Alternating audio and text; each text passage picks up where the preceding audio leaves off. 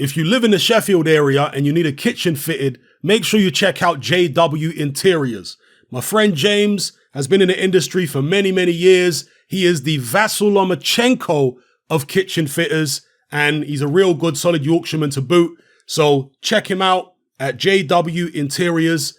I'll leave links in the description below to his Facebook page, to his website, and you can find all the contact details there. So check him out, JW Interiors. Tyson Fury has once again called out Anthony Joshua to face him in the ring. Now, there's a lot of back and forth between these two at the moment, and ultimately, until Tyson Fury has taken care of this Deontay Wilder situation, then there's no point in talking about, having the AJ fight or golding AJ and acting like AJ don't really want to fight him, because he is contractually obligated to face Deontay Wilder next. And at the moment, provisionally, they're saying December, whereas a few weeks ago, they were saying next year, January or February. So God knows what's going on with that. But either way, Tyson Fury's kind of golding Anthony Joshua in recent interviews because of the fact that AJ didn't turn up to spar, because AJ said on live television in the UK that he would be happy to fly out to America and help Tyson Fury prepare for the Deontay Wilder rematch, and that never happened. So first of all, to quote Tyson Fury's trainer, Javon Sugar Hill, and by the way, I'm not sure why Sugar Hill has added Stewart onto the end of his name, because yes, his uncle was Manny Stewart, but it's only in recent times that Hill has added the Stewart name onto the end of his name. He was always known as Javon Sugar Hill for many years. I don't know, maybe it's in honor of his uncle, and maybe it's a family name that he's also used in the past. I don't know. Trivial matter. But he said, quote, Anthony Joshua says a lot. He was supposed to come into training camp and train with us. I guess that goes to show how far his word goes, end quote.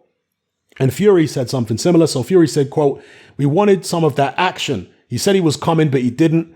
We can't really take what he says as his word anymore. If I'm too old in the tooth and I need to retire, come and retire me, end quote. So what Fury is alluding to there is recent comments from Anthony Joshua, where he's been trying to separate himself in terms of the way that the public perceive him. He's trying to separate himself from Tyson Fury, basically saying that him and Fury are from two different eras.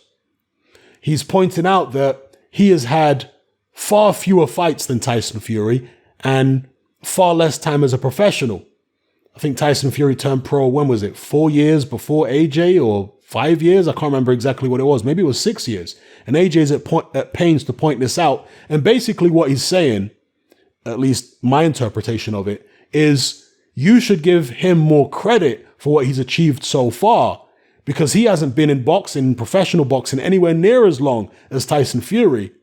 But yet he's become unified champion, 2-time world heavyweight champion. Look at all the people he's beaten. I don't think it's AJ trying to get out of a fight with Tyson Fury. That I could be wrong, but I don't think that's what it is. I just think it's AJ urging the public to actually look at how long both guys have been pro and judge them accordingly. Where was Tyson Fury after he'd only been boxing as a professional for however many years AJ's been boxing? Was he at the same position AJ's at with all the achievements and the world titles? No, he wasn't. So that's what I think AJ's doing. I think he just wants people to judge his achievements fairly and in the context of him achieving far more than Tyson Fury did in the same number of fights. Okay, now Tyson Fury has achieved a hell of a lot in his career, and he has much more impressive elite level wins than AJ has. AJ beat Klitschko, of course. That was an elite level win, but he had to climb off the canvas. And most neutral observers will tell you that AJ was behind in that fight. I know the judges didn't have it that way, but I'm sorry, people, he was behind in that Klitschko fight. And he got dropped heavily. He was getting outboxed, and he managed to pull it out of the bag very late on when it looked like he was probably going to lose on points. Tyson Fury, on the other hand, barely lost the round against Klitschko 18 months earlier, whatever it was. And then his rematch with Deontay Wilder, he absolutely decimated Wilder. It wasn't even competitive. So even though Anthony Joshua has got more world title fights under his belt, and he's got more top-level names on his record, he doesn't have the dominant wins at top level that Tyson Fury has that really make him look like he's head and shoulders above everybody else. So that's what I'll say about it. Okay, I'm going to be fair to both fighters. But be that as it may, the back and forth between Tyson Fury and Anthony Joshua, it keeps the hype going and it helps to build up to hopefully getting an undisputed. And by the way, another thing that Tyson Fury has said in recent days is that Anthony Joshua should relinquish his WBO belt. But isn't that just Tyson Fury trying to help out his co-promoter Frank Warren? Because if he relinquishes the WBO belt, that means that Daniel Dubois can fight for it against Alexander Usyk. Because Fury is making out as though that WBO mandatory that AJ is obligated to have against Usyk is what's standing in the way of the fight between him and Wilder. But again, between him and AJ. But again, the fight between Fury and Wilder is actually standing in the way. So as much as he says AJ should drop the belt, I mean, when does he want him to do it? Now? What if he drops it now and then Tyson Fury loses to Wilder somehow or goes in a different direction? You know? So I don't know, man. I think there's a lot of kidology going on. I think AJ should try and keep hold of all of his belts because I am a bit of a boxing anorak like that and I'd like to see an undisputed champion.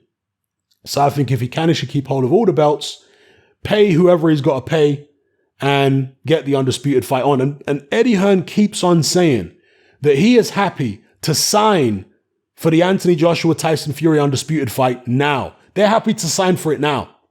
They keep saying this publicly. And if that's the case, then let's get it done. Let's get it signed. You know, that way AJ is contractually obligated to go ahead with the fight.